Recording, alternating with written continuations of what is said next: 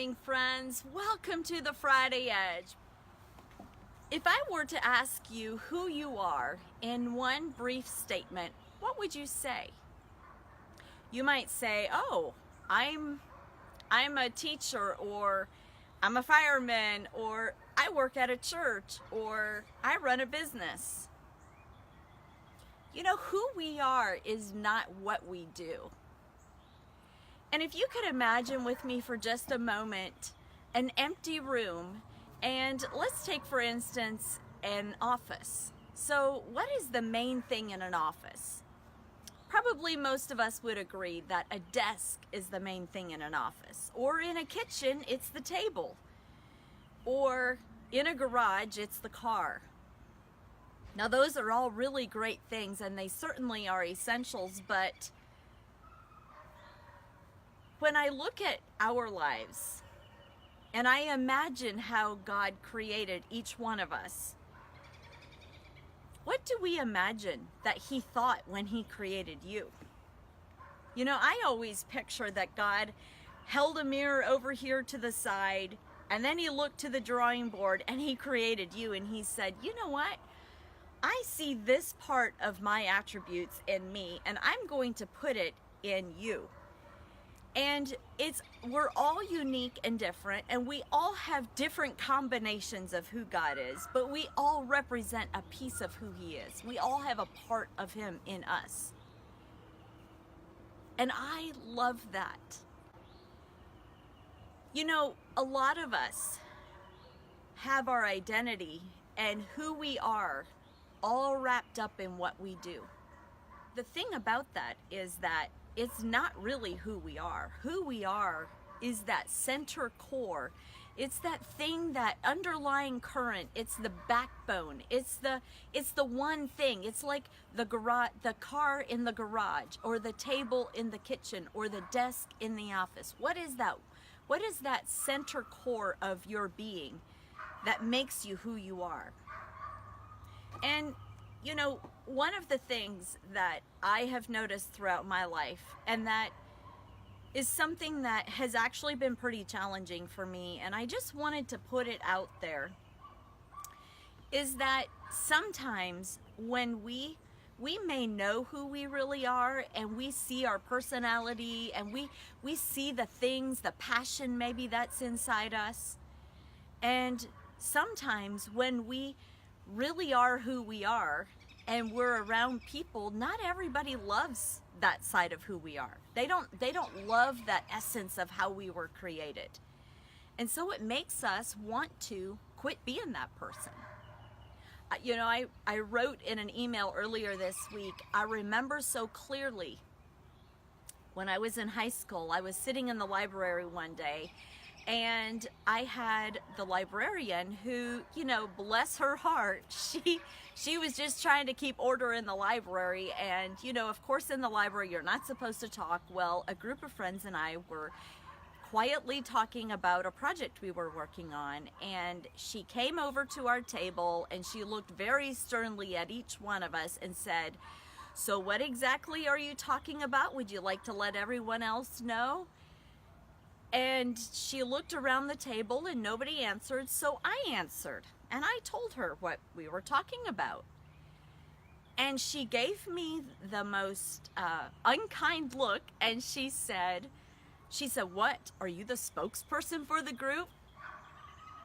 Now, I can laugh at that now, but do you know that in that moment I decided I don't want to be a leader. I don't want to be the spokesperson or responsible for a group of people, because when I do, I get called out, and I feel bad about myself being that way. So I guess I'll just push that to the side, and I'll just kind of play it safe behind the scenes. You know, we do those things in our life, and we don't even realize that it creates a way of thinking in us that is not healthy, and it isn't lined up with who God made us to be at the very core of our being. You know, I believe when God created me, He said, I'm going to put a lot of passion inside Geneva.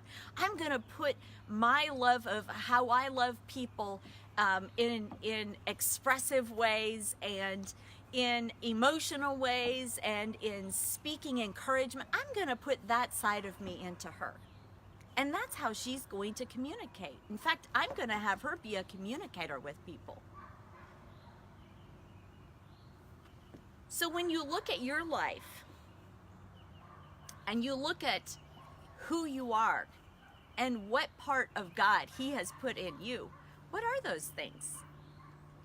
Are you creative? I'm creative, and I love creativity. Are you bold? Are you quiet and peaceful and still in your spirit, and you bring peace wherever you go? Maybe you can come into hard situations and speak words of peace and hope to people who are going through difficult times. What is the essence of who you are? What part of God has He put in you? The cool thing about this is that He not only puts those attributes of who He is into us, when He looks at that mirror and then He goes to the drawing board to create us, way back before we ever were even born, He did this. But He equips us to walk those things out. He gives us the tools. He makes a way. But the human side of us and that devil that is out there wants to always distract us and take us off course and plant seeds of doubt in our mind. Oh, that's not who you really are. People don't like when you're that way. You just need to take a step back. You need to just kind of play it safe. You know, that's not how we were created. We were created beautiful, with intent and purpose, for a reason. To live a life of significance here on the earth. So when we come back to who we really are at the very core of our being, who is that? And are we really living that out? Are we really being that person at the core of our heart and our being that God made us to be? Not what somebody else wants us to be, but who He made us to be. Do we believe Him and trust Him in that? I can tell you that when we live in that place of believing what He says about us, there's something remarkable that happens. Who I am has been, you might look at me and think, wow, she's confident, she has it all together. But in all honesty, this has been one of the hardest things for me, because I want people to like me. I want people to approve of me. And I've realized that not everybody is going to do that. But what I have realized also is that it has become way more important for me to be true to who God has made me to be, and to follow the purpose that He has on my life, and for me to walk out and to give and to bless and to serve the people around me and the people that God puts in my path. That is way more important to me than getting the approval of people. So this morning, I hope that these words encourage you to be who you are and to live life to the fullest.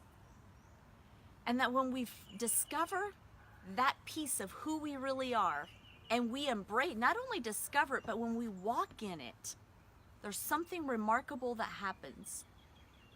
That God has a way of taking that, what we have, and making it something beautiful if we allow Him to. So we would love to hear from you. It was really great to just spend a few moments with you this morning, and I hope you all have a great day.